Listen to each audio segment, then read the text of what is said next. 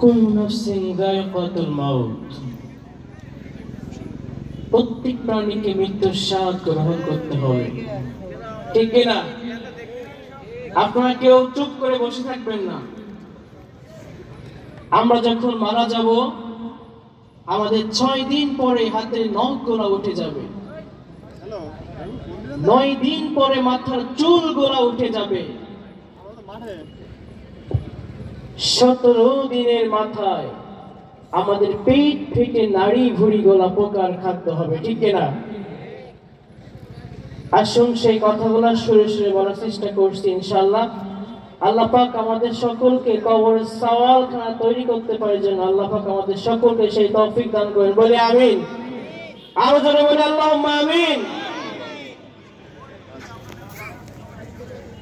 6 দিন পরে নখ খসে যাবে, 9 দিন পরে চুল,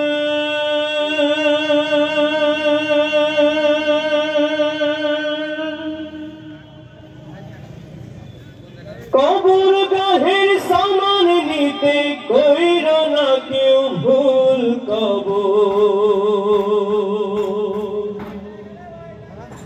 জায়গা ভালো নয়, আমল দিয়ে কবর গৃহ সাজিয়ে নিতে হয়। 6 দিন পরে নখ খসে যাবে, 9 দিন পরে চুল, কবর গাহের সামান নিতে কইর না কেউ ভুল, কবর জায়গা ভালো নয়, আমল দিয়ে কবর গৃহ সাজিয়ে নিতে হয়, কবর জায়গা ভালো নয়, আমল দিয়ে কবর গৃহ সাজিয়ে নিতে হয়।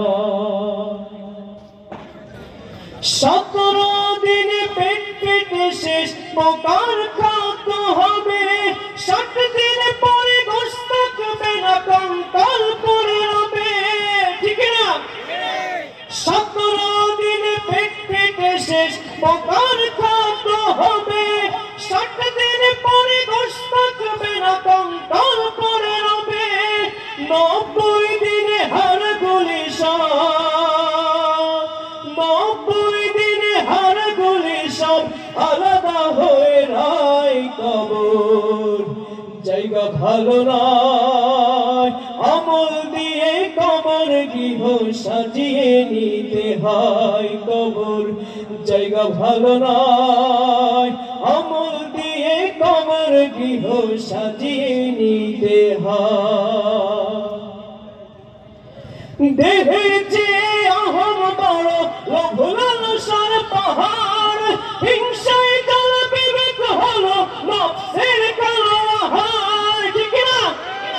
দেহের চেয়ে অহম বড়, লোভ লালসার পাহাড়, হিংসায় কাল বিবেক হলো নফসের কালো আহার, আমন কারণ সব হারিয়ে, আমন কারণ সব হারিয়ে পরিণতি পরিচয়, কবর জায়গা ভালো নয়, আমল দিয়ে কবর গৃহ সাজিয়ে নিতে হয়, কবর জায়গা ভালো নয়, আমল দিয়ে কবর গৃহ সাজিয়ে নিতে হয়।